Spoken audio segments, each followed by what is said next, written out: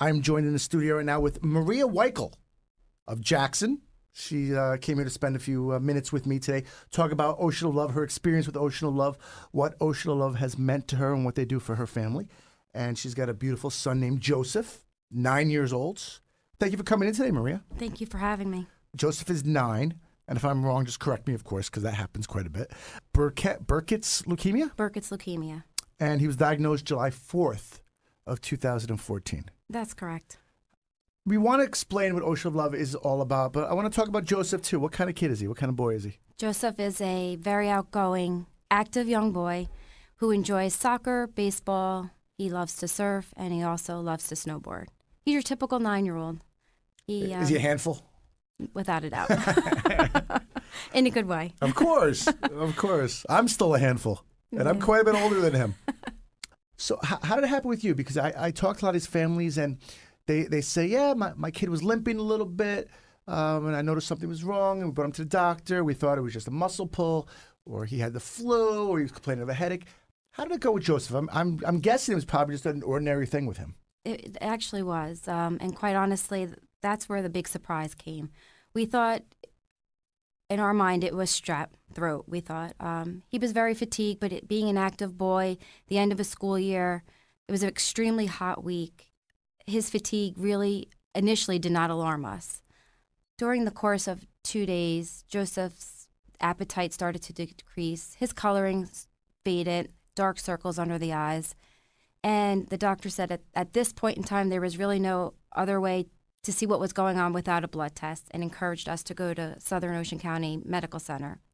His white blood count was through the roof. He had an enlarged liver and spleen, and all tests were pointing to a cancer diagnosis. At that point, they did not know what type. The following day, July 5th, 2014, is when he had his first bone marrow biopsy, and further tests showed that he had Burkitt's leukemia. How did Ocean of Love tie into this? What stage did they come into? Were they there from the beginning? Were you familiar with Ocean of Love? Or I had never heard of Ocean of Love, quite honestly. And my sister and my parents were the ones that someone had reached out to them that knew of the organization and encouraged us to reach out to Oceans of Love at that point. Was it an easy decision to reach out? Or you hear a lot of times families say their pride gets in the way. We don't need them. We'll handle this ourselves. We really didn't know what we were up against, to be honest with you. And for quite some time, we thought, we're going to be able to get through. Joseph hopefully will respond. And we did not reach out initially.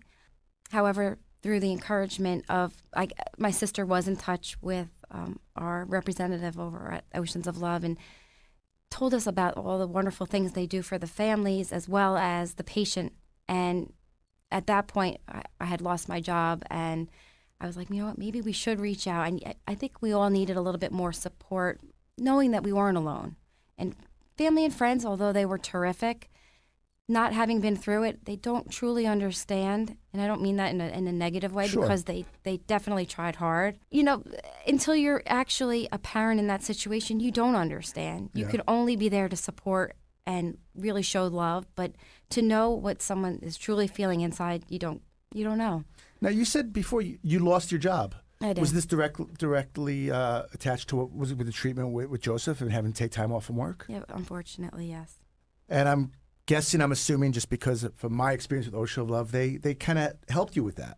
They were fantastic. I'm not only for the support groups that they have, meeting other families that were in the same situation. Oceans of Love provides gift cards, whether it's for grocery stores, Wawa gas, reimbursements for your parking at the hospital, any testing that anytime you have to go there.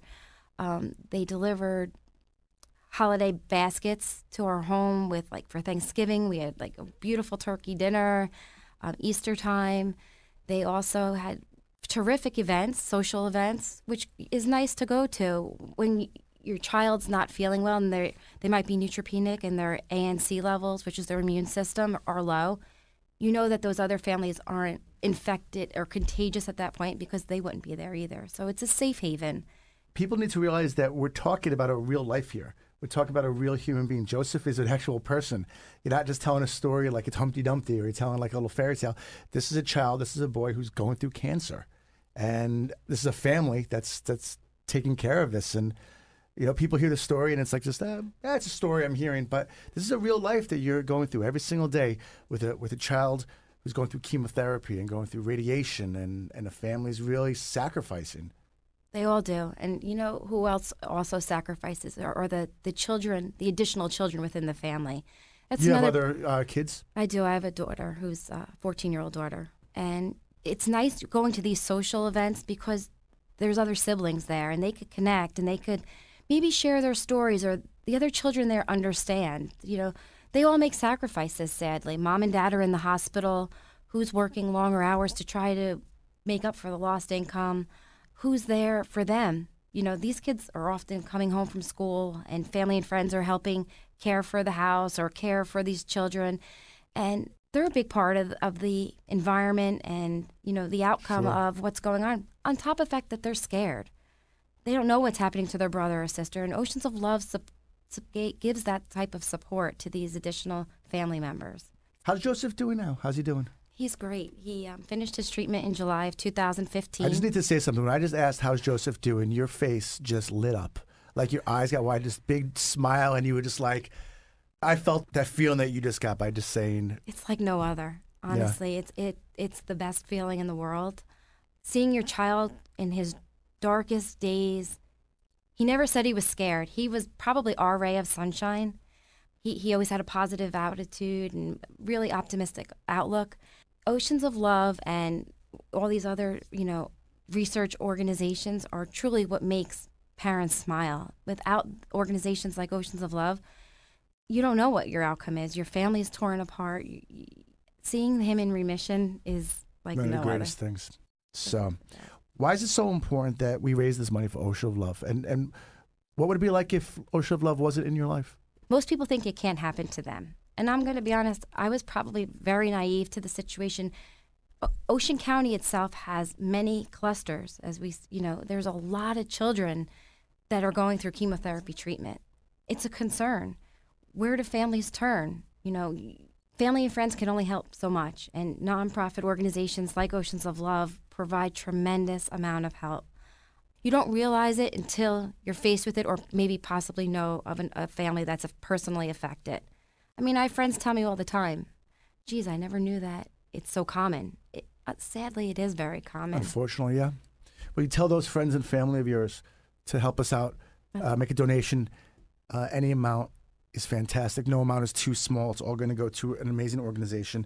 Ocean of Love, you can check them out online, oceanoflove.org. Their address is 1709 Route 37 Easton. Tom's over there. Their phone number is 732-270-3500.